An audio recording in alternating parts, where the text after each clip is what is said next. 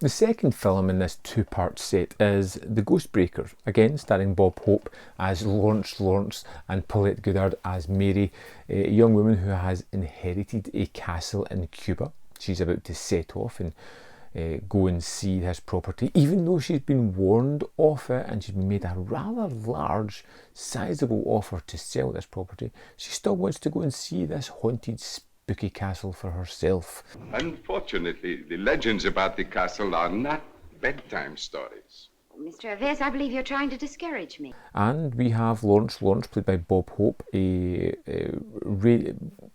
disc jockey, a radio personality who has got himself in a little bit of bother with some nefarious characters, and he ends up through a lot of contrivances stuck with Mary on a boat to Cuba.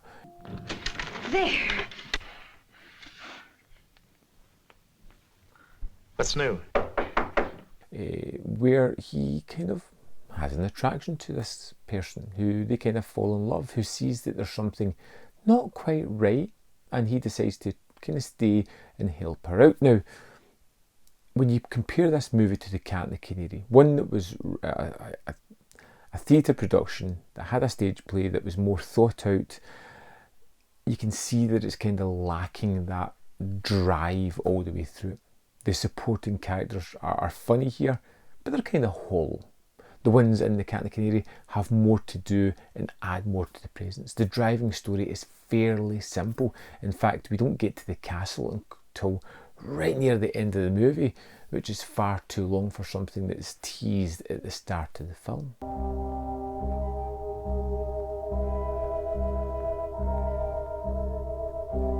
Some of the secondary characters we get here are fine. Like Lawrence's assistant, who's always popping up, is a hilarious character, especially when they get to the haunted shenanigans later on. Although it's a little bit tropey and something we've seen done before, I still had a lot of time with it. Look, I'll save you a lot of time. I'm a ghost breaker. A what? Well, you've heard of trust breakers and home breakers. I'm a ghost breaker. I take family skeletons out of the closet and dust them off.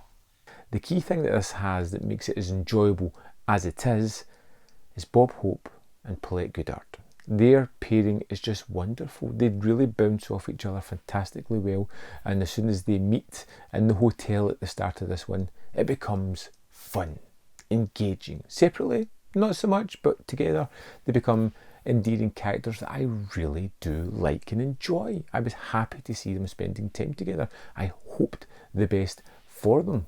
Your name? Oh, you remember me. The girls call me Pilgrim, because every time I dance with one, I make a little progress. You may be a pilgrim, but I can see you're no Puritan.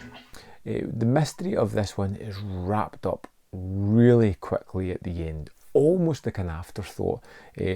So much so that I blinked and missed the kind of gist of it. Had to go back a few minutes just to make sure that I had picked it up properly, because it just seems so quickly wrapped up. There are ghosts briefly in this one through some optical illusions, early visual tricks to create some ghostly apparitions, which are really kind of fun as well. And it's just a fun, easy to watch movie. It's not as rewarding as The Cat and the Canary. A little bit longer drawn out, 85 minutes. A little bit less funny, less concise, less driven to the point. It feels a little bit more loose in the middle of this one. It's not as condensed and as strong a story, which I think is the problem in this one. It really kind of let it down a little bit. But I think it's still a watchable movie. It's just after The Cat and the Canary, which I loved, moving on to this one was a step down. Still enjoyable, but not as good as The Cat and the Canary, like I said. Of course, this one, let's talk about the extras that's on this disc. Dive in, have a look at them.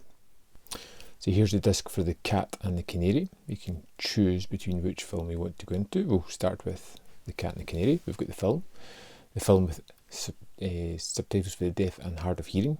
We have a new audio commentary by Kevin Lyons and Jonathan Rugby. We have a Kim Newman interview, which basically talks about the history of both The Cat and the Canary and The Ghostbreakers on this, which is 20 minutes 47 seconds. And we have a film trailer, which is 3 minutes 40. in the Ghostbreakers. We have the film with English subtitles for the deaf and hard of hearing, another commentary with Kevin Lyons, Jonathan Rigby, the radio adaptation of the Ghostbreakers, which is 30 minutes 2 seconds. Then we have the trailer, which is 2 minutes 14. This is a really fun trailer because it's playing it as if Bob Hope has a Ghostbreakers business. He's talking to the camera, breaking the fourth wall. It's really kind of fun. And then we go back to the menu. That's the extras for this disc. So there we go.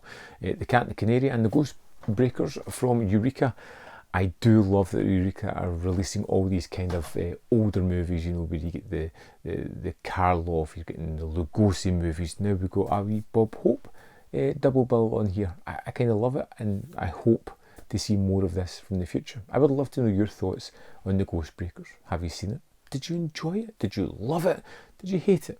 Did you fall somewhere in the middle? Let me know in the comment box below and we'll have a discussion. While you're down there, hit this video with a like because it really does help. And up here is more content where you can see more of my stuff if you're interested, of course. And don't forget, in the description box below are links to the Patreon, the membership program, manvfilm.com, all ways in which you can support me, which is greatly appreciated. And I'll see you next time on Man v Film.